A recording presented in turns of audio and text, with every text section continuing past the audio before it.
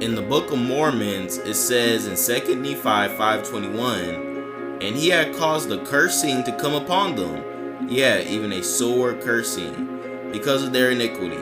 For behold, they had hardened their hearts against them, that they had become like unto a flint. Wherefore, as they were white and exceedingly fair and delightsome, that they might not be enticing unto my people, the Lord God did cause a skin of blackness to come upon them.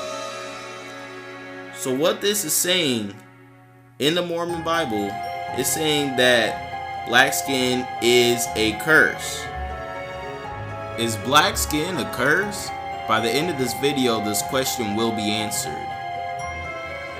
So first, we're going to get some biblical understanding.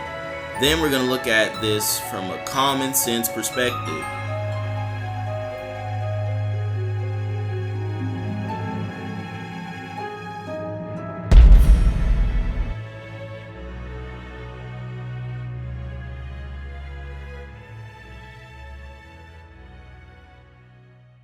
Now let me say this.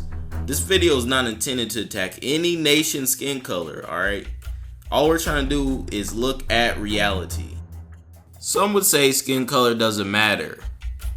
My response to that, all truth and deception matters, because it can alter your perception and change your behavior, whether good or bad, depending on which one you choose to accept.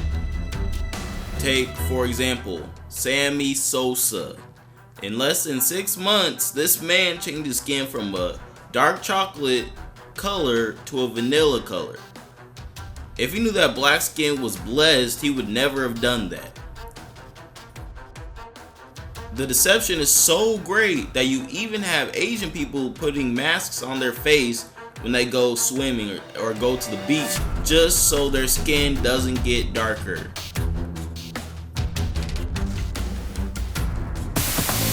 Did you know that women in China wear wild face masks to the beach?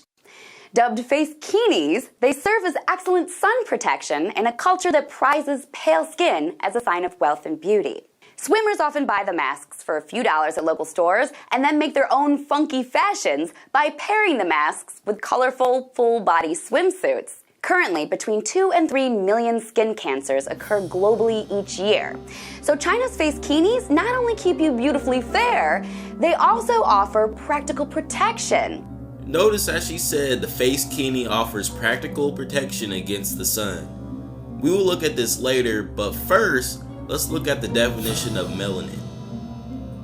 The definition of melanin. Melanin is a broad term for a group of natural pigments found in most organisms. Melanin is an effective absorber of light. The pigment is able to dissipate over 99.9% of absorbed UV radiation. Because of this property, melanin is thought to protect skin cells from UVB radiation damage, reducing the risk of cancer. Furthermore, though exposure to UV radiation is associated with risk of malignant melanoma, a cancer of the melanocytes, studies have shown a lower incidence for skin cancer in individuals with more concentrated melanin, an example, darker skin tone. As you can see, melanin is our natural protection against the sun. The lack of melanin results in skin burns and even cancer.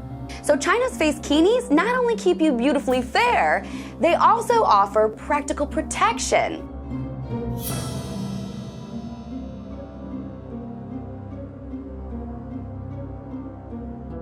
And in Africa, which the so-called Middle East is a part of, having this protection is vital.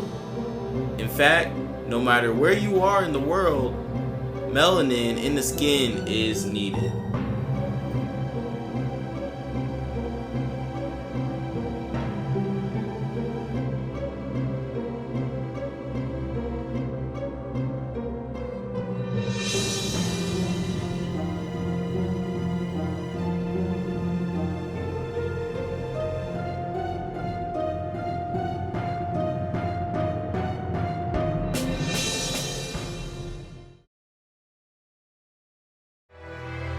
Good evening. With summer upon us, there are millions of Americans who won't leave home without it, and for good reason. Sunscreen has become standard equipment for the human body in recent years, and it's out of sheer necessity, with skin cancer rates galloping skyward.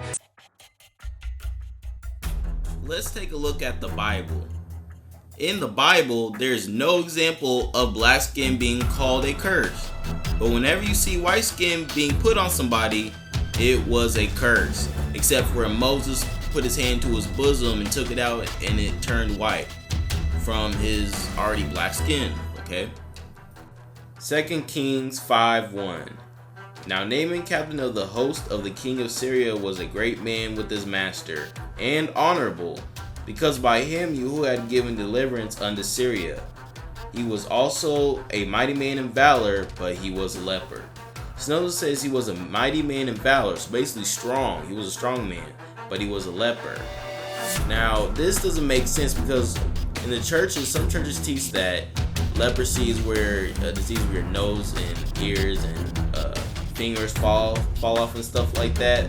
But how can you be a strong man in valor with those problems? Okay, this doesn't make sense. Leprosy is a disease in your skin when it turns white. Let's skip down to verse 14. It says, then, and this is when Naaman's trying to get his leprosy cleansed. Then went he down and dipped himself 7 times in Jordan, according to the saying of the man of Elohim, and his flesh came again like unto the flesh of a little child, and he was clean. So it says his flesh came again unto him like a little child. Little children's flesh is pretty clear, okay? They don't have a lot of blemishes that older people do. So his flesh was cleansed.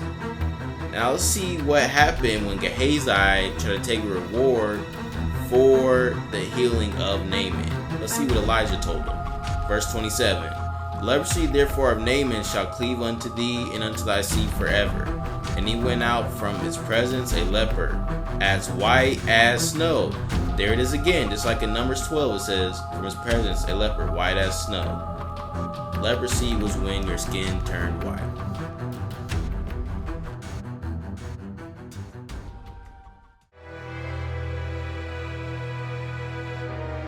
Second Chronicles 26:1. Then all the people of Judah took Uzziah, who was 16 years old, and made him king in the room of his father Amaziah. Verse 16. But when he was strong, his heart was lifted up to his destruction, for he transgressed against Yahuwah's Elohim, and went into the temple of Yahuwah to burn incense upon the altar of incense. Verse 19. Then Uzziah was wroth and had a censer in his hand to burn incense. And while he was wroth with the priests, the leprosy even rose up in his forehead before the priests in the house of Yahuwah, from beside the incense altar. So notice the leprosy rose up in his forehead. How are you going to have your forehead falling off if that's leprosy? That doesn't make any sense. His skin actually turned from black to white.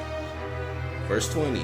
And Azariah the chief priest and all the priests looked upon him, and behold, he was leprous in his forehead. And they thrust him out from thence. Yeah, himself hasted also to go out, because Yahuwah had smitten him. See, it says Yahuwah had smitten him.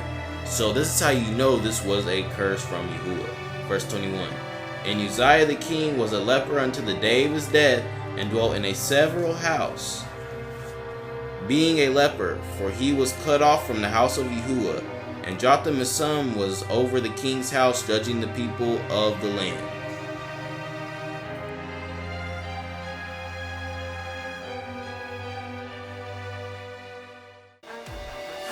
Alright, there are many more examples in the Bible on the topic of skin and what is called vitiligo and albinism today.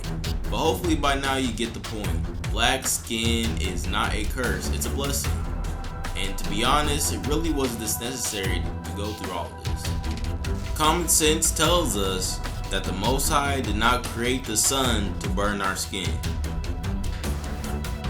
So if you believe the Book of Mormon, you can walk away and say that black skin is a curse. But if you choose not to, you can clearly see that the Bible, science, and just common sense proves that black skin is not a curse.